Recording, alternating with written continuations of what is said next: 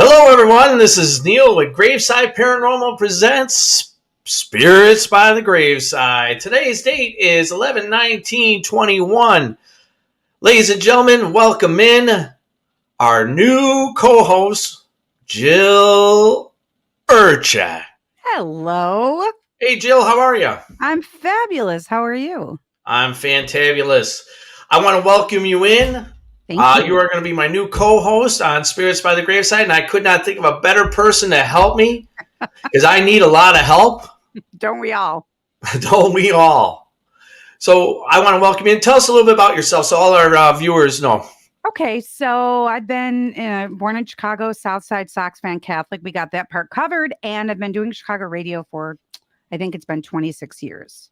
Cool. And probably mostly heard me on traffic, but a little bit of everything and podcasting as well. Yeah, and you were doing you still have a little paranormal show that you do as well. I do. Yes. Called And what's yours called?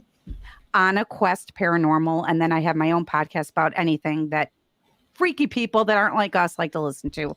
Just the Jill Urchak show. Right, the Jill Urchak. Yeah, anything right. goes. So we want to welcome in Jill, and she's on board. She's going to be with us on majority of all the shows, unless we're giving her paid vacation, which we're not. We're not. Well, thank you. Thanks for asking. No problem. Hey, I want to bring in Steve right now. Steve, you there? Hey. Welcome in, Steve, our producer. He is the producer, Steve Egon Limewell. I want to talk about is our tours. They did great this year, didn't they? Yeah, we actually got to do tours this year. That was awesome. I missed it, Neal.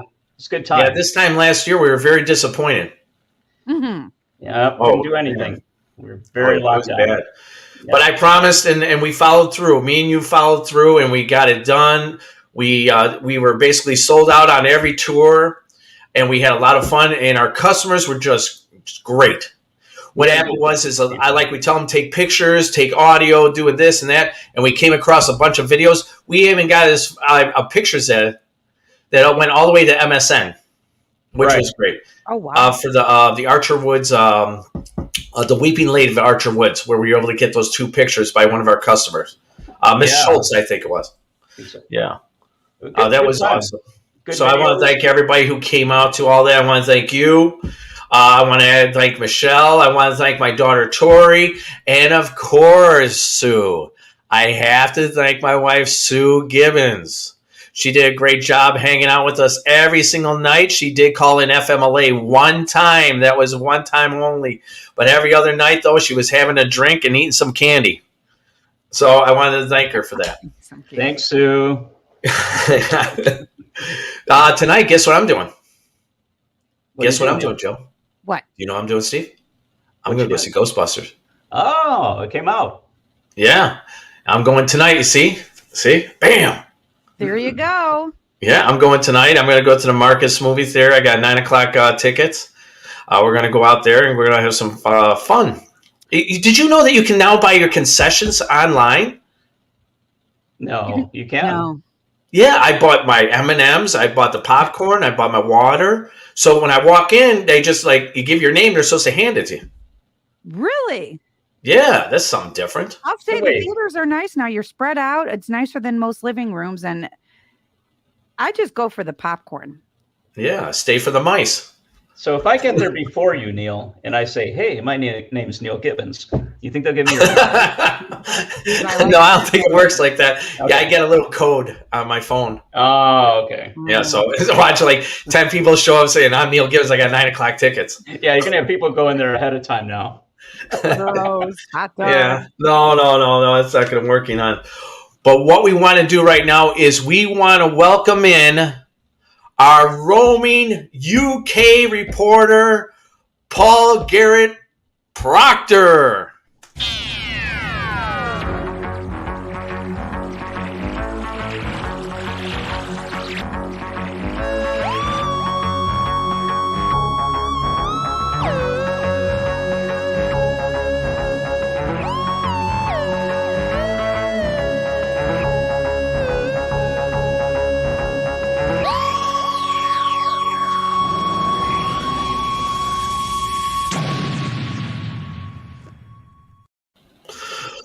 Paul Garrett Proctor, top of the morning to you.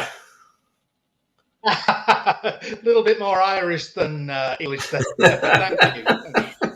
you. So everybody knows he's in the UK, so they're going to hear a little bit of a delay. We will work on that in future episodes. Paul Garrett Proctor, he's been on our shows before. We've talked about 2 shows on Amityville. He is the author of 2 Amityville books.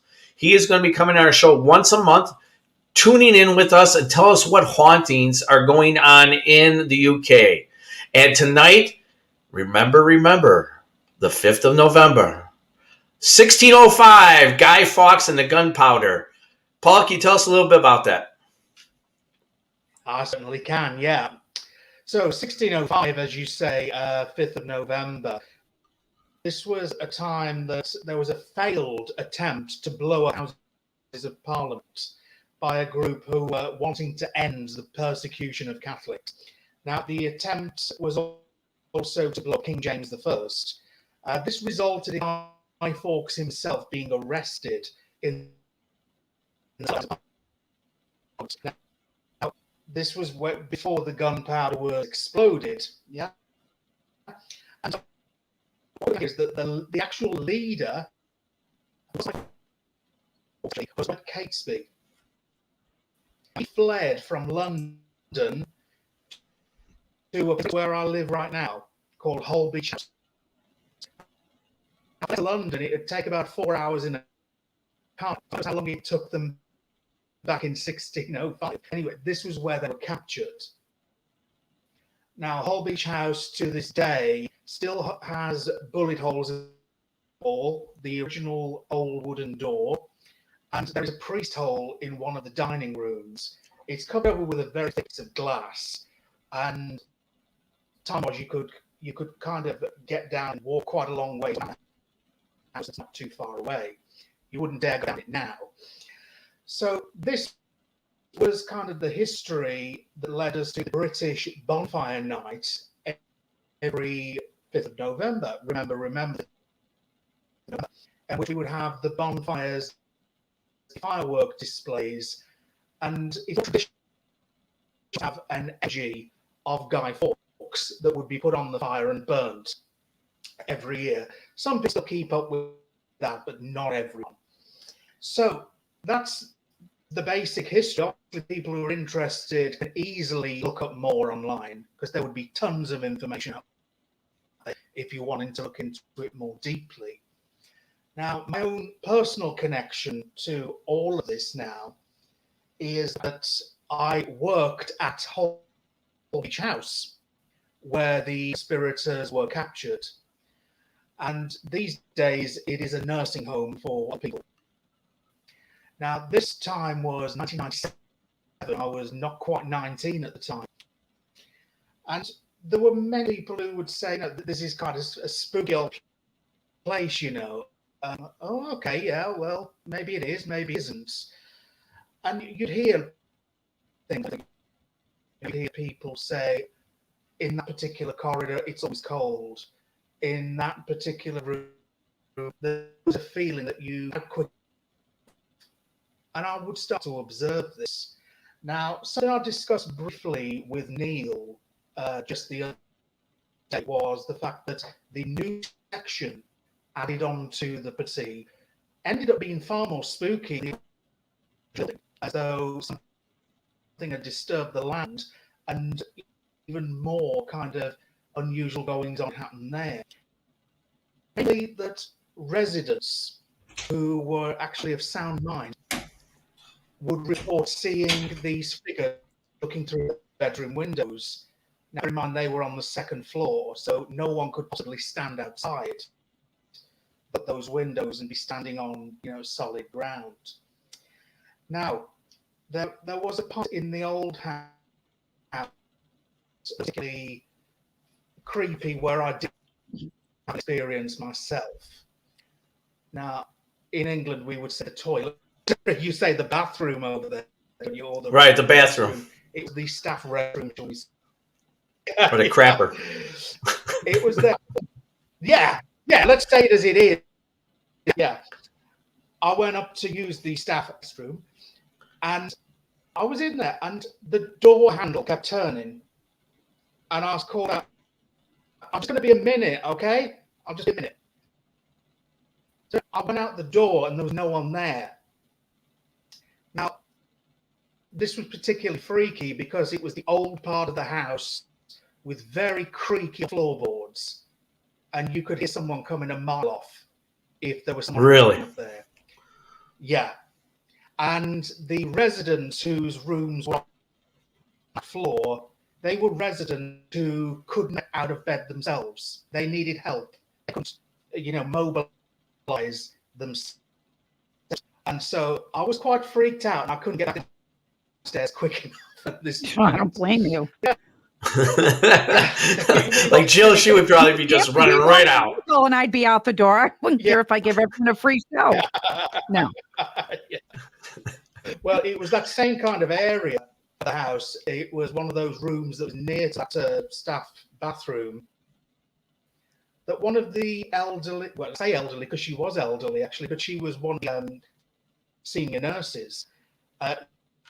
Old school, no non-person.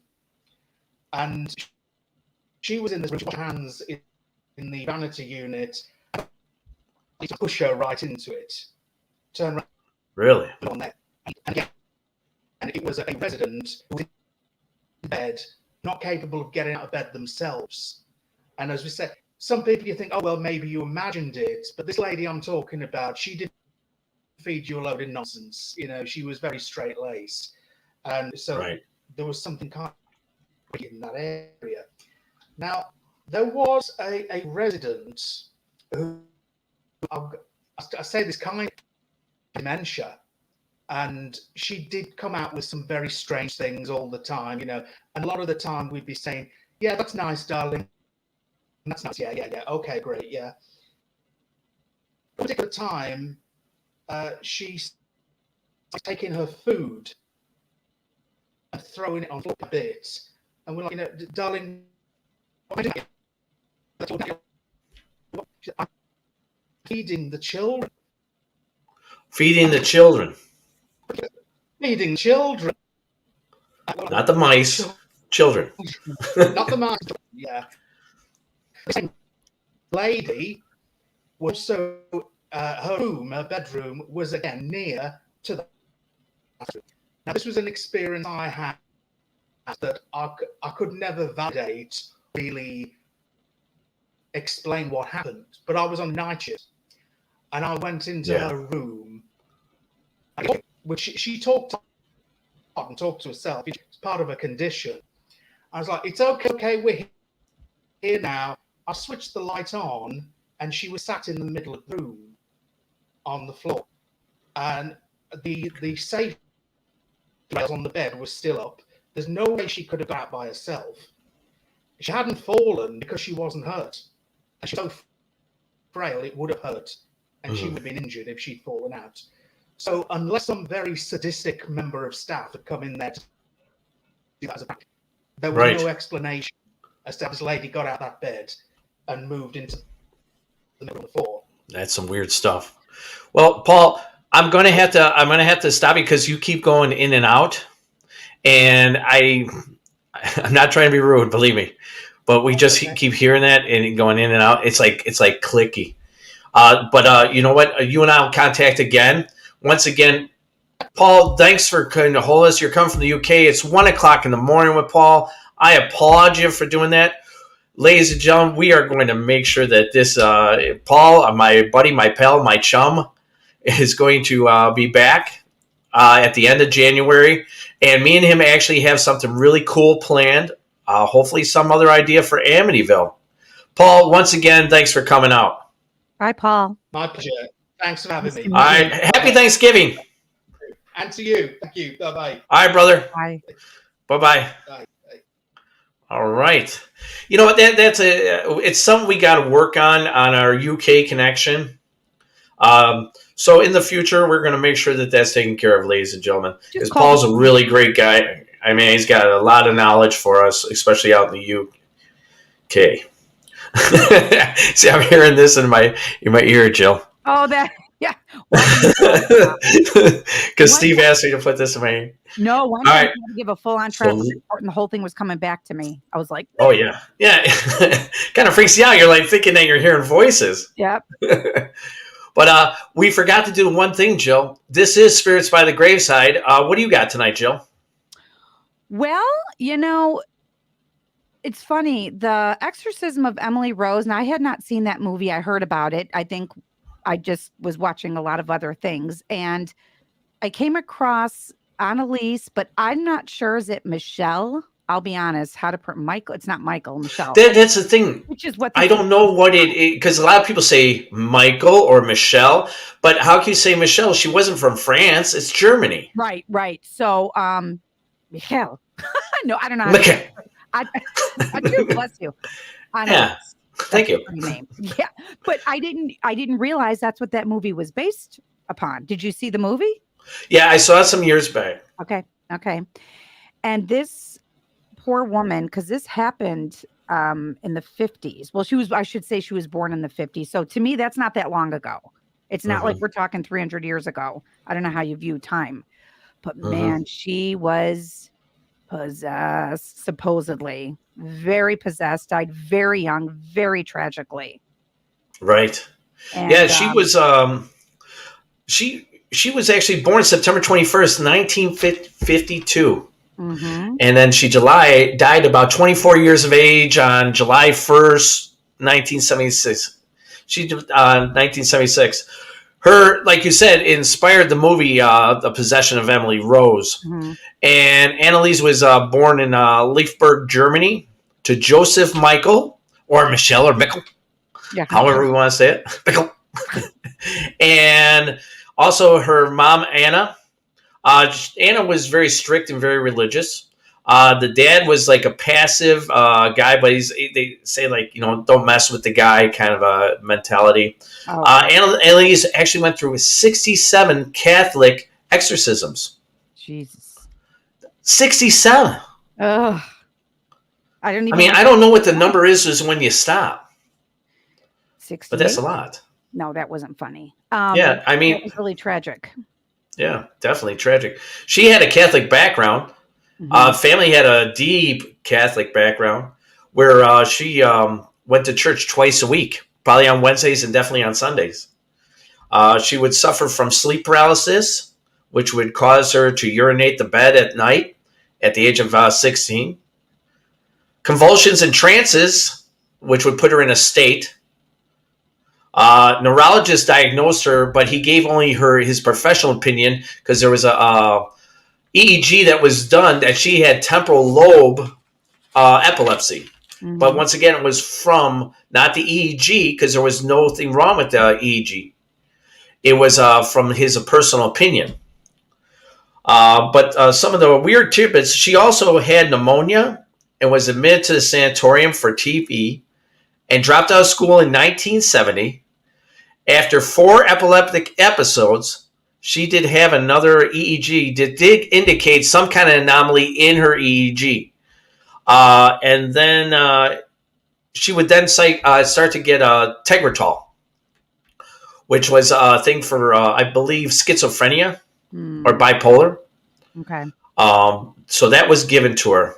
But some of the weird tidbits, Jill, can you tell us some of the weird tidbits we're going to... with all, so she was on the medication. She had, like you said, the epilepsy. She had seizures, and yes, she would pee on the floor, she would lick it off the floor. She would hide under the table and bark like a dog.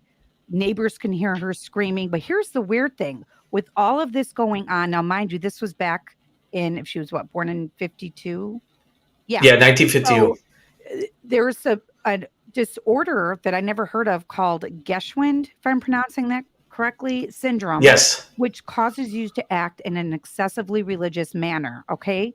So, but can I make a side note that her parents had her out of wedlock? Yes.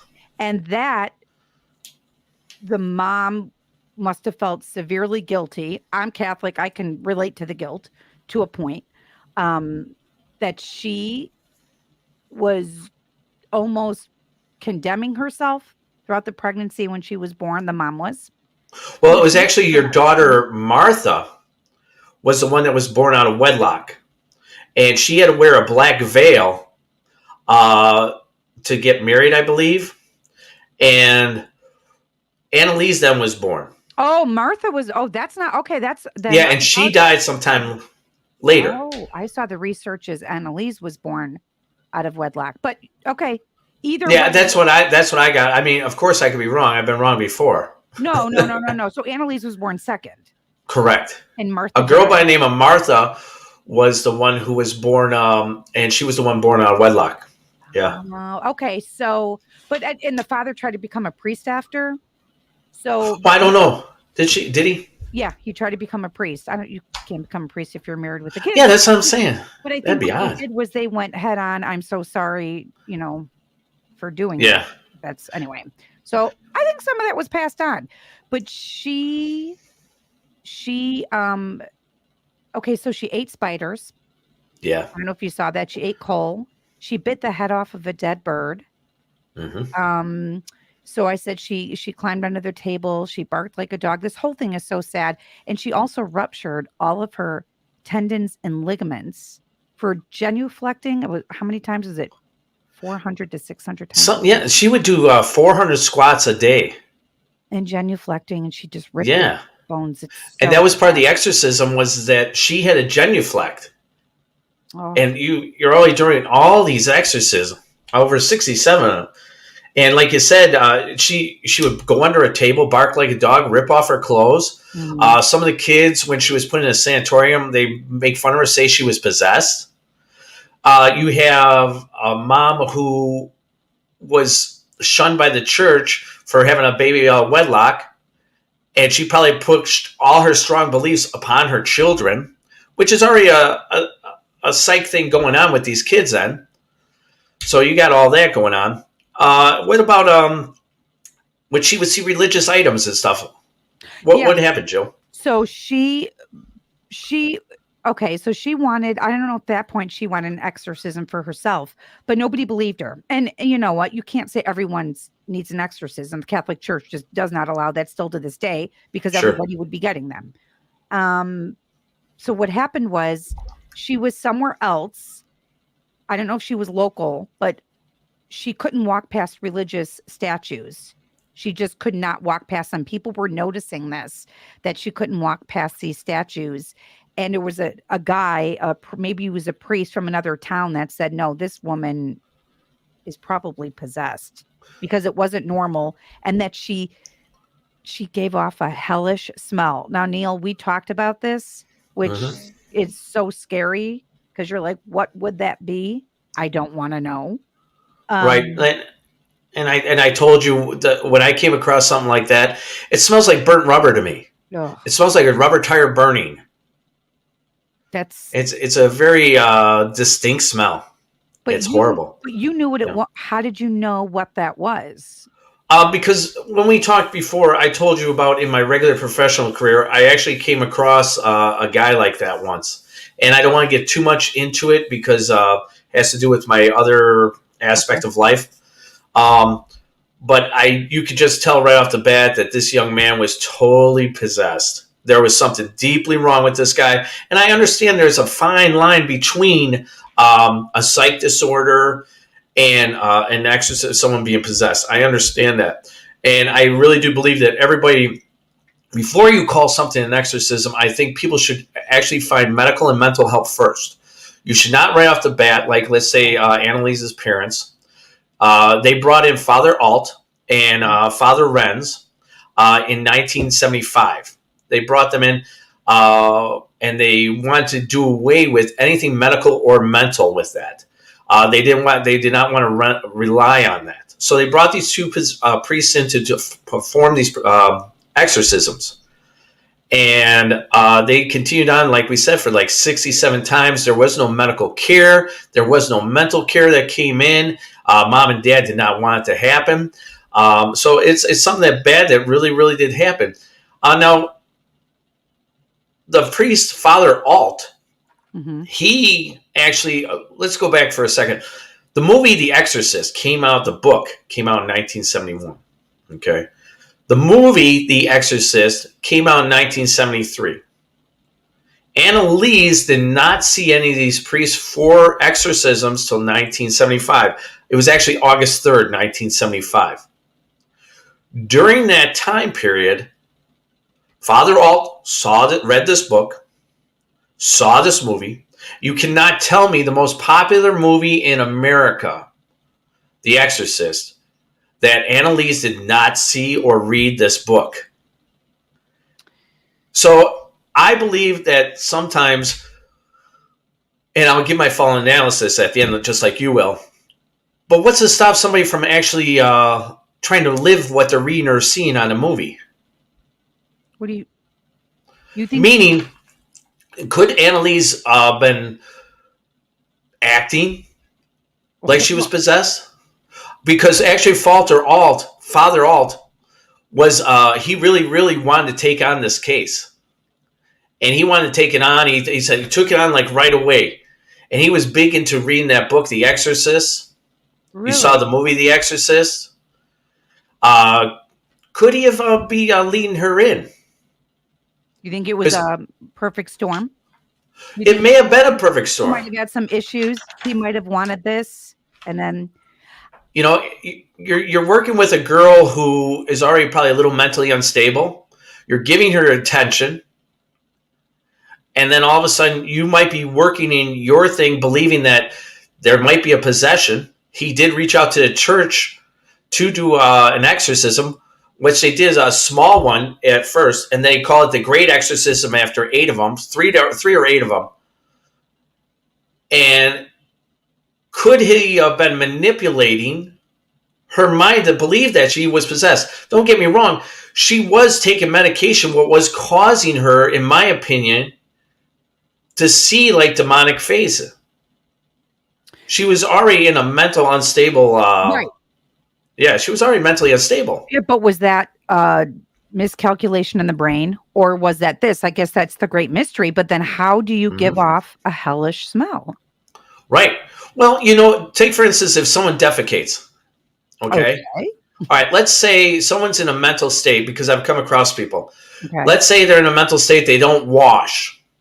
They don't wipe, if they will. Okay. And they continue with that smell. Like, let's take for instance, we go to a zoo.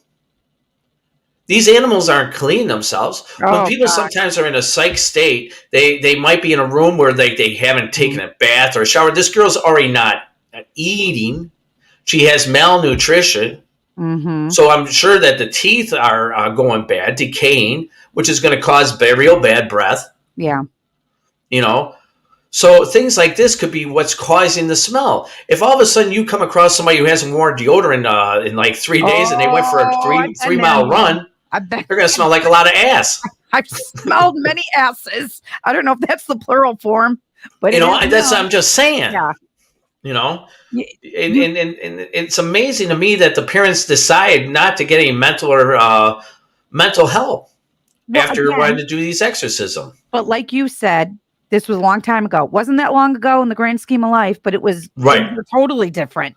I mean, hell, things are different from 10 years ago that people don't even talk about. So we take that into consideration. Was she a strange child? Like, we don't know that. Well, hold on. I got to take that back. They actually, in the beginning, they said, Steve, pull up one of the pictures. So you look over to the left over here. Very lovely looking girl. She's very pretty. Very pretty girl. Now, that's her mom putting her in a headlock right over there. Oh, I can't look at that. Now, I'm not saying that there wasn't possession. I'm going to explain it a little bit thoroughly in a little bit. But what I'm saying is that people may have been feeding into this a little bit. Sure. Take, for instance, Steve, keep that picture up. Take, for instance, that middle bottom one. Okay. Now, in Auschwitz, when people are going through malnutrition, they were not being fed and this and that. People are dying. They were skinny. It kind of looks like that, doesn't it? Yeah. The around the eyes, too. Right. Yeah. So she also had this thing where she wanted to sacrifice herself, where I believe she had some kind of martyr complex. Well, yeah, must have been part of her Geschwin syndrome. She wanted to sacrifice herself for the way pop culture was at that time. She wanted to take, almost like Jesus, like she wanted to take on the sin. She wanted to die for others. For what others were doing. That's so sad, Neal. This whole thing just... It is. It's actually very, very sad. You know, this young lady, she had a thing where she had this martyr thing where she just believed that she was sacrificing herself from other people's pain from never being like this. So there's like an intent that in her back of her mind is, I'm going to die. So does that make sense? I might as well die helping others. Yeah. There's so many ways this could go. So many ways. Yeah. It's very sad. It's very disturbing. I'm not saying that there wasn't something demonic going on, and like I said, I'll tell it in a little bit. But what I want to do is I want to, at this time, ladies and gentlemen, we are going to have you listen to a clip from Planet Weird on YouTube of the Anneliese audio tapes. When you see this come up, you can turn this down. It's very disturbing. It's in German, so people are going to already, right off the bat, it's like people are going to think, oh, they're talking tongues. But it's actually German. The other thing is that Father Alt believed that she was speaking Latin. Now, she was born in 1952. So back in that day when they were going to Catholic Church, a lot of it was what? In Latin. In Latin. Yeah, he should have known what Latin was, because my mom went. There were Latin masses. Right. You know, she was born in 1941. Now, yeah, the audience doesn't know. I told Neal, I tried listening. I'm not listening, but that's me because I'm a wuss and I'm turning it down. So Neal, when you start flailing your hands, then I'll know I can turn the mic up. Well, what we're going to do is you're going to see the video pop up, and then the minute it comes off, you'll know it's over. So all right. We want people to listen to this. Yes, we do. And keep in mind, Anneliese knew Latin. She was from Germany, spoke German. So it's going to sound disturbing. The other thing I want to point out is, once again, this was in 1975. The movie The Exorcist came out in 1973. Could she just be copying Reagan from The Exorcist? She'd have to. These are just thoughts. Okay. Okay. Go ahead, Steve. Roll it. All right. I'm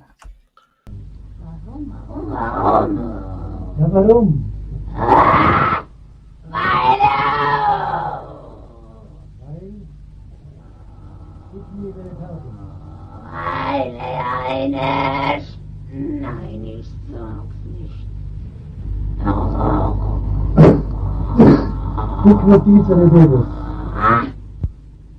Weil eine starke Maul.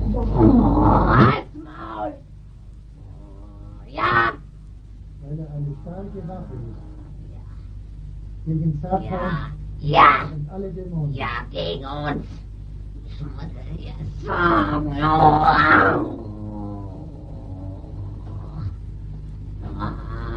Los und reißt eine gewaltige Macht gegen Ja.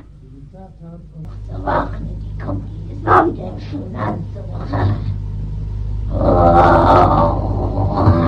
freut mich unheimlich. Zieht euch so sehr. Das kann ich Ihnen gar nicht sagen. Nein, ich muss jetzt heute. Warum freut es dich denn so? Warum? Sag. All right. So that's the audio tape from Anneliese, and there's many hours of these tapes.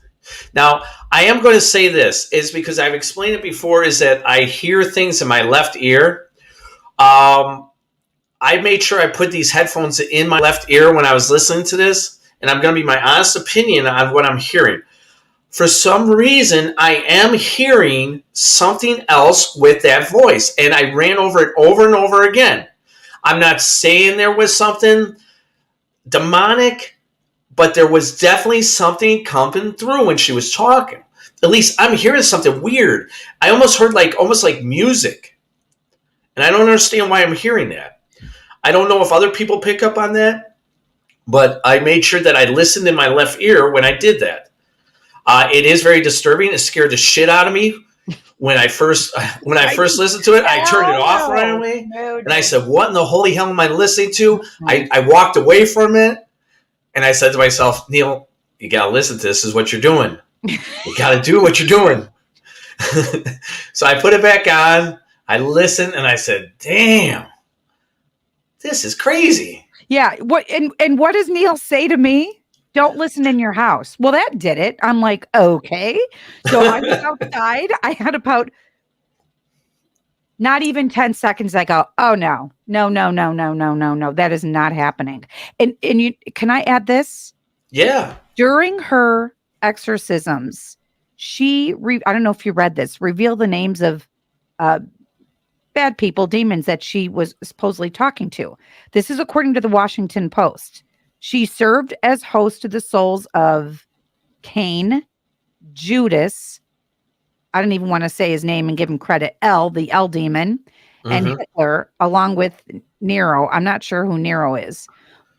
But supposedly she was channeling these people. And the mom believed her because the mom was saying, oh, that's the way Hitler would talk or something when she was channeling Hitler. Well, you do speak German. Pardon me? She does speak German. Right. But well, yes, she does. But whoever she was channeling, the mom. But then you want to know what's odd? She was also channeling a local priest from some years ago who committed a murder. I forget the man's name. And she said that she was channeling through him. And they're like, oh my God, she could never known that. No, she never. Now stop. She grew up in a deep Catholic family. You cannot tell me if a priest who lived in the neighborhood who was found guilty of some kind of murder wasn't talked at the dinner table. Yeah. And she caught on to it. But okay, what would she gain from this? I don't know. Sometimes children are looking for attention. I'm not saying that it's not, but I have to give every little idea, the pros and the cons of this. See, here's the difference between you and I, Neal. You are correct. You see I'm a logical lady. Let me start there. All right. I'm reasonably intelligent. I apply logic to certain situations. But when I hear, or like when don't listen in the house, I'm like, are you kidding me? So right away, and I admit this, I'm like, oh, possessed. Oh, that's why you never want me on a jury. I see somebody walk in. Oh, hell, they're guilty. I'm probably not the right person, but you have to use logic. But something like this is so far gone. I think that she would either be the greatest actress of all time, or she was severely, severely mentally disturbed. Right. Or possessed, or a bad combination of the three. Right. And you want to know what's the saddest part of this? To me, anyways, is that when she died on July 1st, 1976, only at 23 years of age. I know. Oh my gosh. That's like right when her life should be starting, and she should be partying.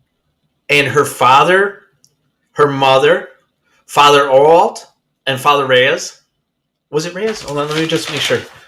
Because I want to make sure I have it right. Yeah, Renz. Okay. Father Renz. I wanted to say Riz, but that wouldn't be in the right place. So Father Renz were all charged with neglect manslaughter. Mm-hmm. They were supposed to receive 3 years. I'm like, 3 years? Yeah. And they only received 6 years. 6 years, and they received something like 3 years of probation. 3 years probation, yeah. Now, how is it 1 week before your daughter dies and she looks like those pictures? Pull up that picture again, Steve. Oh. Your daughter's looking like that. You don't take her into a house? To a ER? No. And throw an IV in her? But maybe they thought, Neal, they were going to be... Look, we weren't there. I agree with you. We weren't there. We don't know. She could have tried to bite her parents for all we know. She could have been saying, I am not going to a hospital. Like, I will kill you. I don't know what I would do in that situation. When my son so much as gets a sniffle, I'm all freaked out. So, sure. I don't know. Yeah, but if I saw my daughter like that, and sure, we're going through the thing that there's a possibility of a possession and needs an exorcism. But if I see her like that, I'm going to have to take her to the ER and get her. She's not eating. She's not drinking. Yeah, but did they have all the psych wards that we have today? But remember, the mom and dad said no to the psych wards, and she was in a sanatorium at one time. Yeah, she was. I agree with you. I'm trying to put it into context of, sure, this was in a long time ago, in the 50s, actually 60s at that point when all this was going on, which again, like I said, things change a lot in 10 years. I'm trying to put it in that context. Sure. But yeah, you would want to take your kid in, you do anything for your child. Maybe they thought, maybe this was part of what they were dealing with having the kids out of wedlock. Who knows? Right, and like you said, they're already dealing with the wedlock thing, so it's a big. People in the neighborhood already know about it. So it's probably a big mental thing inside that house. Yeah, right. But it's a shame that they only received that little bit of time. Really? I don't know. Well, okay, so what were they supposed to do then? I'm playing devil's advocate. No, it's fine. It's just like my wife. Oh, hi, Sue. I'm used to this. You know what? I could say what I would think. You could say what you would think. Mm-hmm. But in the end, none of our answers are going to change the conclusion of what happened. Yeah. Me personally, I would have said, look, the kid needs a hamburger. Mm-hmm. Take her into the hospital, get her some IVs. Yeah, because she's not eating. There's definitely neglect. You say yourself, the foul smells. That means someone's not taking a bath. Yeah. That's a sight disorder. No, I know because I've come across people on a daily basis who don't bathe, and you can see that they're out of it. Now, I could walk up to somebody because somebody's in a trance and they're looking somewhere and they stink like ass. I say, well, are they possessed? Yeah. You know what I'm saying? Yeah, but they're not speaking in that. I didn't hear it, but I've seen The Exorcist, and you said it was pretty close.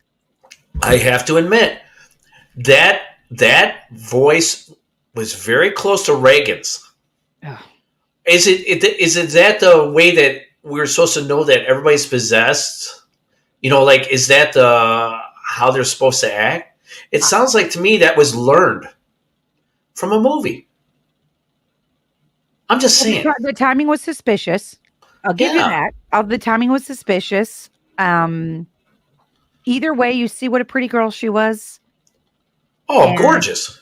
Oh, man. Just didn't turn out that 23. Wow. And the parents, well, they were probably, they had their own issues. The whole. Now, let me ask you, Jill, because we're going to give our final assessment. Mm-hmm. What do you think happened? What's your final assessment? Well, barring that I didn't hear the voice, but I can imagine it from The Exorcist. I believe that she was mentally ill.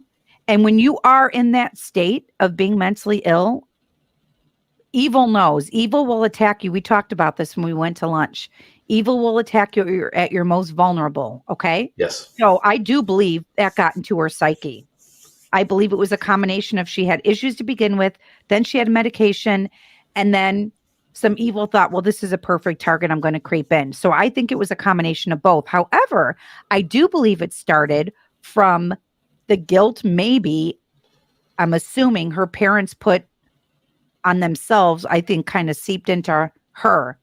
And I think it just started from them maybe having severe guilt of having children out of wedlock. And I think it just tumbled down. So I think it was a combination. I think evil did creep in because she was in a really bad place. Possessed, I don't know. I don't know. Full possession that's where they complete. See, was she able to have a regular conversation? Was she able to talk, or was she always in that state? I don't know. She did have regular conversations. She did. When they did do the exorcism, that's when she would cue in and start talking like that. Okay. Yeah. Well, so that's my assessment. I believe she had problems. I believe the medication made it worse, and I believe evil took advantage of her. I don't know if it was a full-on possession, but something had a hold of her. Okay. That's what I believe. I hear you. And I totally agree with you. Oh. I personally believe there was a possession, but a possession of manipulating the mind of a young girl who truly was going through inner demons and a psych disorder. Father Alt read the book The Exorcist, which came out in 1971, and saw the movie that came out in 1973. Could he have been manipulating and influencing the unstable mentality of Anneliese Michel? Maybe so. Anneliese had a martyr characteristic, where she believed she would save others if she sacrificed herself. So she was already intended to die, in my opinion. When you're all of a sudden wanting to sacrifice yourself, you're using the word sacrifice. So that means that you're going to give away yourself, which to me sounds like you want to die. That's what I'm saying. The parents were definitely guilty of neglect, if you ask me. That's my personal opinion. You see your child like that, you give up all the medical treatment and mental treatment that you can. You throw it out the door. And a week before she dies, she's under 80 pounds. I believe that there's some kind of neglect that's going to go on there. Intent, though. I do believe after all those exorcisms and calling upon those demons, I do believe something did enter her in the end. Mm-hmm. I believe that while you're doing things like that, you are calling forth things. And the more you have intent to do stuff like that, you are going to get what you put in. And I do believe that she did have demons in the end. I believe that she was manipulated at the beginning with a very, very sad ending to it. I do believe that she was possessed. But I believe that it was a manipulated possessed that did lead to demons going inside of her. Because I'm going to tell you something. I heard something in those audio tapes like I told you. So I'm going to leave it at that I believe that this was a possession that was brought upon her, not only because of medication and a psych disorder, but because I think someone influenced her as well. And sure enough, all of a sudden something did enter into her. I really do believe something entered into her in the end. Neal, that's even sadder. I didn't think it could get any sadder, but if she was taken advantage of, whether unintentionally, and that it entered in, that's just so sad. Her body, I don't know, was exhumed before the trial. Mm-hmm. A nun wanted her body exhumed, and she thought it was going to be, not corrupted or whatever, but the regular decomposition was taking place. So that was just an added footnote in case anybody, she apparently just decomposed like everybody else. But hopefully she found peace when she died. Oh yeah, definitely. Yeah, I believe that they do. And I believe that there are places, and I know in heaven, that I don't think she did anything wrong. No, I believe that she was somebody who had a mental disability. It was manipulated. People dropped the ball, but they're the ones who have to live with that guilt. And once again, I do believe something did enter her in the end, because the more you call upon these things, they're going to come. Yeah, that's why you got to keep it real, people. Keep it real. Yeah. Oh. Yep. So, sad story, disheartening. And guess what? It's our first one. Yay! I'm glad you're the scariest one out of the way. I'm sorry I went out in the listening, but I warned you. No. I totally understand. And I tell people, I feel like some of these things are like that audio from that might actually project something. I don't know. I can't prove or disprove that. It's like a feeling. Like you feel like you're listening to something wrong or watching something wrong. Yeah, It's wrong. Yeah, like you're watching a dirty movie on the Spice Channel. I don't know what that is when you were younger. I'm kidding. But no, because maybe you are, because then that would tell me it was real. That's why I didn't want to hear it. Right. That's why. So it's up to the listeners. You decide for yourself and do the research on it. But me and Jill are definitely on the impression there was some form of possession. Am I right on that, Jill? Yeah. You added the twist, and I didn't think about it of manipulation, whether unintentionally or not, but that it was kind of fed into it at the end. I just believe she was. Yes, it is the same. She was in a vulnerable state, and it got in, which is why you have to really keep your mind focused. Stay positive on good, on God, like nothing else allowed in your area. Bubble. Yeah. Bubble. Yeah. All right. Well, that was a first great episode. Yay! Thanks for coming out, Jill. Thank my you. new co-host. The next one will be coming out on the second Sunday at 7:00. I'm still trying to deal with this thing in my ear. Like I don't follow through with my sentences. So it'll be coming out, ladies and gentlemen. And we thank you for listening tonight to Spirits by the Graveside. This is Neal Gibbons, and that's Jill Urchak. And we got to say, boo. Good night. Good night.